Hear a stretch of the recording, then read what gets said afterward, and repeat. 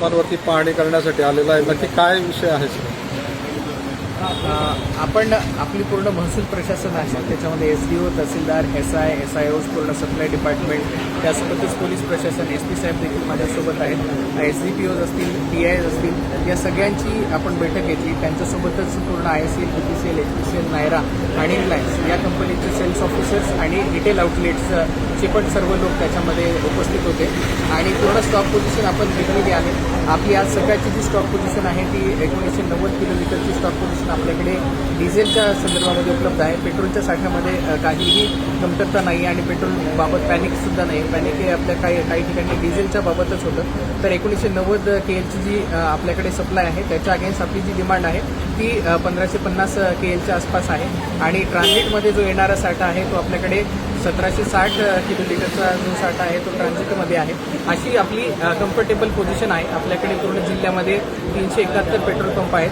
त्याच्यापैकी 20 पेट्रोल पंपांवरती जास्त डिमांड असल्यामुळे आज सकाळच्या परिस्थितीनुसार डिझेल संपलेलं आहे, परंतु तिथेही आम्ही संध्याकाळपर्यंत डिझेल उपलब्ध करून देण्याच्या सूचना दिलेल्या आहेत. आजही रविवारच्या दिवशी युजली डेपो बंद असतात या सर्व कंपनीचे जिथून सप्लाय होतो.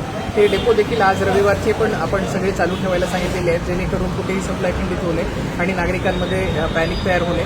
या 20 ठिकाणी देखील संध्याकाळपर्यंत आपल्याकडे डिझेल उपलब्ध होणार आहे. जिथे जिथे डिझेलची कमतरता होईल, कारण आपण बघितलं तर जवळपास 4 दिवसांमध्ये जेवढं डिझेलचा सप्लाय किंवा जेवढा सेल्स या एका पेट्रोल पंपावरून होतो तेवढा एका दिवसामध्ये होत असताना देखील बऱ्याच ठिकाणी आपल्याला आढळून आलेला आहे आणि त्यामुळे कुठे कुठे सप्लायचा आपल्याला कन्स्ट्रेंट आढळून आलेला आहे. परंतु स्टॉक पोझिशन कुठेही कमी नाही. पूर्ण जिल्ह्याचा जर विचार केला आपण सगळीकडे स्टॉक पर्याप्त मात्रेमध्ये आणि येणाराही स्टॉक पर्याप्त मात्रेमध्ये आहे. नागरिकांना माझं आव्हान असेल की आपण घाबरून जाऊ नये, पॅनिक होऊ नये, पॅनिक बाईंग करू नये आणि कुठल्याही खुल्या कंटेनर्समध्ये देखील डिझेल पेट्रोल आपण घेऊन जाऊ नये. ते सेफ नाही आहे. अत्यंत कुठली परिस्थिती जर अशी असेल की कुठं गाडी बंद पडलेली असेल तर तिथे सेफ कंटेनर्स आहेत, त्या सेफ कंटेनर्सच्या द्वारेच हा पुरवठा घेण्यात यावा.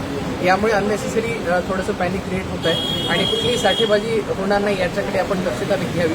आपले पूर्ण SI असतील, SI असेल, सप्लाय डिपार्टमेंटचे लोक असतील आणि पोलीस प्रशासन असेल, यांना दर तासाला या 371 पेट्रोल पंपांवरती गस्त घालण्याचे निर्देश देण्यात आलेले आहेत. आता सगळीकडे ऑलमोस्ट स्टॉक पोझिशन व्यवस्थित असल्यामुळे सगळीकडे लाईन ज्या आहेत त्या कमी होताना आपल्याला दिसून येईल. सर, शेतकऱ्यांच्या मनात चिंता आहे की नागरिकीचे दिवस आहे, डिझेल मिळत नाही. शेतकऱ्यांसाठी काय सांगाल तुम्ही?